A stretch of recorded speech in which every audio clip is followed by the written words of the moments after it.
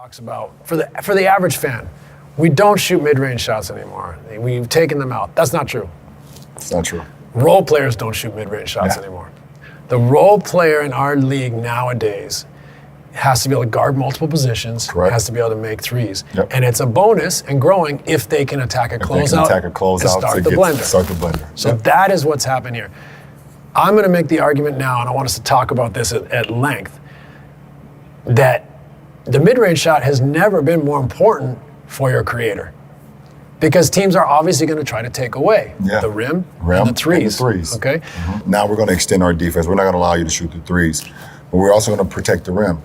But the creators in our game have always worked on mid-ranges, either if it's mid-range pull-ups, mid-range floaters, you know, turning drives into back downs, you know, to be in the mid-range. Like, you know, for me, even mid-range post-ups. Even mid-range post-ups. You know, you're getting a lot of guys in, you know, your former teammate Dirk mastered the nail ISO, you know, and at the time and when Dirk was in his prime and doing his thing, it was, I can get all the way to the rim.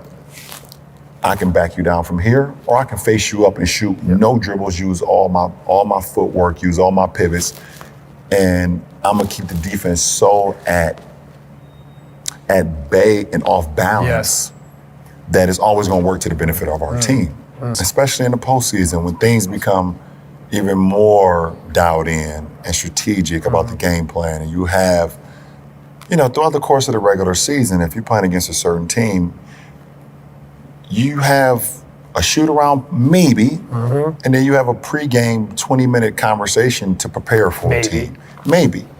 You know, in the postseason, you have days and days and days to be able to prepare and also be able to still prepare throughout the series. So if you have these three-level guys that can keep the defense, no matter what you try to implement, you take away the three.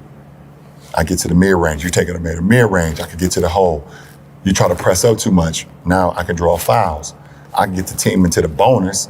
So now when we start the blender, I've gotten our team into the bonus, we start the blender, now my teammates are able to be successful too, off closeouts. Now they're playing the 4-on-3 game. But like you said, if it's OKC and Shai's getting blitzed in the pick and roll and you're hitting Jaden Williams in the pocket, or you hit Alex Caruso in the pocket, you're at the mercy. You know, you're scrambling. If you're playing Boston and you're doubling Jason Tatum and you're hitting Drew Holiday in the pocket, now this guy it's a point guard. He's a point guard making 4-on-3 things he's been doing his whole career. 100%. So it's like, it is very key, and the mid ranges I think is very, very key to the success of great teams. For sure. And so what happens is you may not even leave the game plan, but you're leaning. You know, you're thinking instead of being instinctive. And so there's the human element defensively, which I'd like to hear, how you can break teams a little bit by getting them out of their defense by picking people apart here. And then the other side of it, you can't take away the guys' rhythm because the numbers speak for the masses. It just can't happen. You know, it just can't happen. And to go back to the first point, the first question as far as the defense, like, you have to be able to live with something. You know, but definitely it takes discipline. It takes a lot of discipline. Like when you go into a game and say, okay, we want to give up contested twos. Like, if we give up contested twos and they make contested twos, then you tip your hat to them, and you know. But it's just certain guys that are literally assassins at contested twos. Shai being one of them, DeMar DeRozan being one of them, Kevin Durant, Kyrie Irving. These guys are. Those are layups. They'd much rather you contest than not contest. Right. It's literally their rhythm. You know, and it's a challenge for you know, a player when you're guarding these guys and you say, shit, I just made him take a contested two, and he keeps making it. And you have to realize, you're like, I'm not making him take contested twos. This is what he wants to do. And you just gotta hope he missed. And you hope that you hope that it wears. You hope that it wears over time. to where, fourth quarter come around, maybe because you've been doing things offensively, maybe putting them in actions, maybe, being a little physical with them up and down the court, and you hope that towards the fourth quarter, maybe that contested two that was going through the first three quarters maybe becomes a little short. So it's definitely a mind fuck for you, as a defender. Like, the most important thing for me early on in my career was just the feeling of not wanting to let people down. I had to get over that. 100%. When you don't know quite how to handle that emotion. It's like, oh shit, if I miss this shot, I've let a lot of people down. Or if I make a bad play, I'll let so many people down.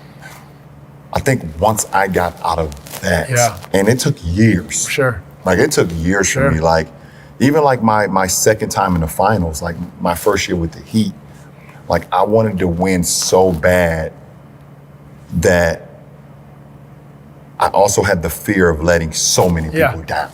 Yeah, I came here, we put this thing together, Pat. And if it doesn't happen, I'll let so many fucking people down. And the hours that I put into my craft, the commitment that I gave to my craft wasn't even the thought, which should have been. Right.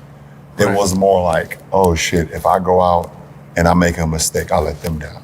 If I go out and fuck up, I'll let him down. Like, instead of just going out there and just be like, who the fuck gives a fuck? They don't care. Right. You are in the position because of that. And if you do, so be it. I never averaged more than 30 points in high school. I think my highest average was like 27, 28, I believe. Sure. I know for sure. Because it wasn't about that. Yeah, it wasn't about that. I could have averaged 50 points a game if I wanted to, probably my junior and senior year. But it was never about that. It was about, how can I maximize my teammates? How can I get the most out of my teammates in order for all of us to be successful? And we came here to win state championships, or we came here to win AAU tournaments and AAU national championships. And I felt like in order for me to win ultimately in the pros, even though it's a different level, I couldn't give up the essence of what made me fall in love with the game and how I was taught. Even if the criticism, it still goes on. Like, it happened in the 2020 finals when I played in the finals, and I had an unbelievable game in one of the games to close out the Heat in the finals, and I drove the ball. 2 or 3 defenders came, and I found Danny Green wide open for a three, and he missed it, and we went to a game 5, I believe, or game 6. But you take it every time. And I'll take it every time. Yeah.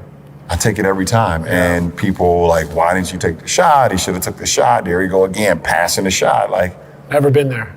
It's never, it's one of the, I don't know the quote verbatim, but Theodore Roosevelt, the man in the arena. Man in the arena. The man in the arena. It's like one of my favorite quotes about, being mirrored with dust and everything. And it's always the guy that's not in the arena is the one that's the loudest and talks the loudest. But you've never stepped foot in an arena, so how can you ever challenge what I am doing? It's like... If you just look at your profile as a high school player, like, essentially biggest, strongest, fastest, most athletic kid out there. But you still were taught the game the right way and valued playing the right way. Because if you had just been score, you'd have never been LeBron James. I would have never been who I am. Right. And I also don't think I would have played this amount. I would never play this amount of years either. It's a great point.